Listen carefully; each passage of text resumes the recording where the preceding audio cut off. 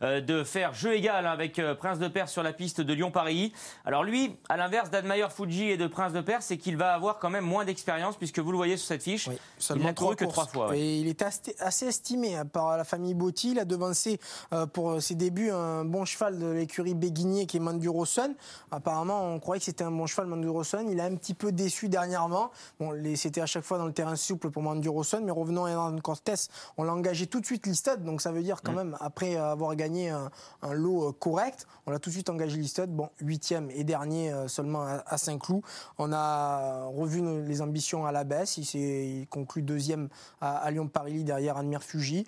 On tente l'aventure dans le handicap. Voilà, il a également une petite chance s'il se rappelle donc s'il refait la valeur de Lyon. Et à condition qu'il ait un parcours, on va dire, sur mesure, parce qu'avec ces chevaux qui ont peu d'expérience, se sortir des pièges, endurcis, ils prennent un peu de coups, donc se sortir des pièges, effectivement, des pelotons assez touffus, effectivement, c'est loin d'être évident, et c'est la raison pour laquelle nous avons mis simplement une étoile blanche à Hernan Cortés par rapport à Prince de Perse et à Admire Fuji, que l'on a placé un petit peu plus haut, vous le verrez dans notre pronostic. Le numéro 8 à présent, il s'agit de Cesaro, un cheval irréprochable, regardez sa musique, difficile de faire mieux. Oui, voilà. Cesaro, vraiment irréprochable, il aura le 2, c'est un bon numéro dans les stalles, que d'habitude, ces 2 derniers quintés où il a pris 2 fois la 3e place, il avait le 14 et le 16, d'ailleurs vous allez voir, c'était à Chantilly, le premier quintet pour 3 ans, il va très bien se comporter, un petit peu en épaisseur, il avait le 14 dans les stalles, il prend l'avantage, la mi-ligne droite, et seulement Snowbell qui va venir transpercer le peloton, et Aristotélicienne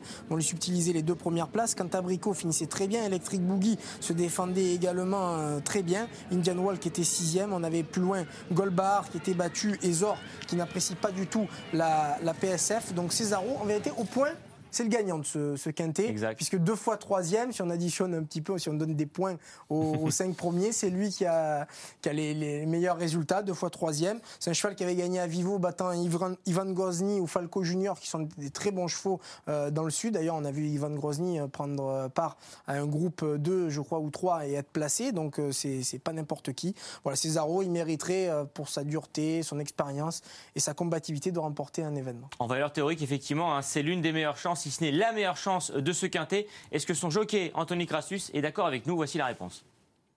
C'est vraiment un chic cheval, il reste même sur 2 bonnes tentatives dans les quintets plus. Maintenant, ça fait 2 fois qu'il est un petit peu malheureux avec le tirage au sort, il a tiré des numéros à chaque fois en dehors, il doit faire un effort en partant. Mais malgré ça, le cheval montre qu'il a tout à fait la pointure d'un lot comme celui-ci. Il est vraiment très courageux, très endurci désormais. Au vu de ses dernières performances, il est certain qu'il va trouver sa voie à ce niveau-là. Maintenant, tout dépendra du parcours. Il n'a pas une marge exceptionnelle, mais c'est un cheval tellement courageux et régulier que voilà, pour moi, c'est sans doute une base dans cette épreuve. En plus, il a eu la chance ce coup-ci d'avoir tiré le numéro 2 à la corde. J'espère que le terrain sera bon. Et voilà, si tous les feux sont au vert et que le cheval est dans la même condition que les fois précédentes, voilà, il est tout à fait compétitif pour les 3 premières places. Maintenant, je pense que le seul point négatif avec lui, ce serait le terrain. Si la piste venait à s'assouplir, ce serait un petit peu plus difficile. Il a mis le doigt effectivement sur un petit problème peut-être pour Cesaro, puisque tous les feux sont au vert, tous sauf peut-être l'état de la piste. Son entraîneur Yannick Foin a déclaré qu'il ne faudrait pas que la piste soit trop souple, donc suivez bien l'état de la piste ce mercredi sur l'hippodrome de Longchamp avant de faire votre choix. Toujours est-il que nous l'avons placé très haut dans notre pronostic étoile dorée pour Cesaro, qui est vraiment la bonne base semble-t-il de ce quintet. Le numéro 9 à présent, Zor, un concurrent qui bien se déplace avec des ambitions, et oui, ça ne va pas vous déplaire, ça, mon cher Cédric, puisqu'il vient du Sud-Est. Oui, il vient de Marseille. C'est un produit maison, tôt ou tard, avait déjà cette casaque, et la mère également.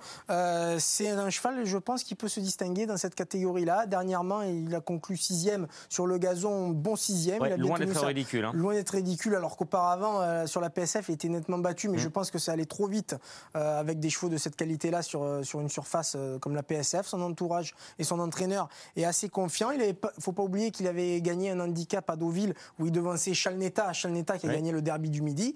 Donc déjà à 2 ans, c'était un cheval qui avait quand même pas mal de qualité.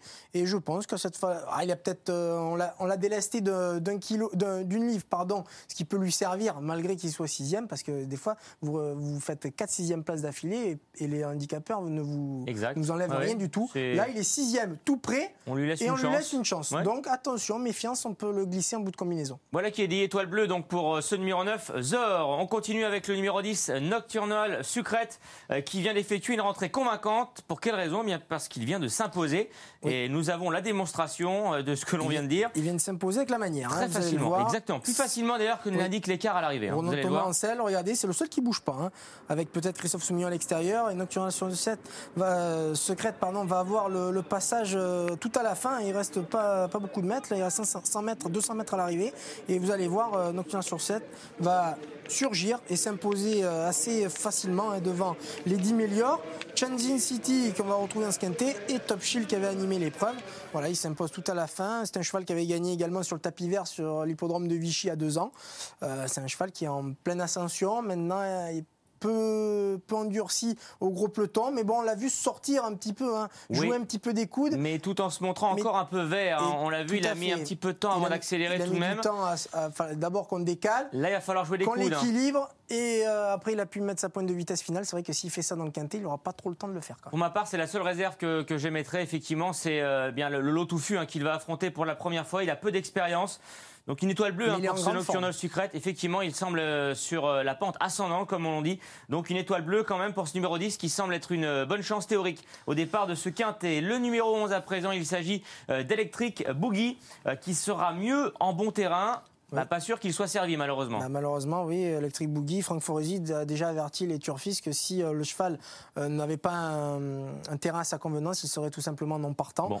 Donc on verra. Maintenant, c'est un cheval qui a des lignes avec Césaro à qui on voit une première chance. On l'a vu dans le quintet de Chantilly sur PSF. Dans le quintet de Chantilly, même auparavant à Marseille où ils ont couru souvent ensemble. Il a devancé Indian Walk qui a fini 6e du quintet de Chantilly également. Donc les lignes sont assez bonnes.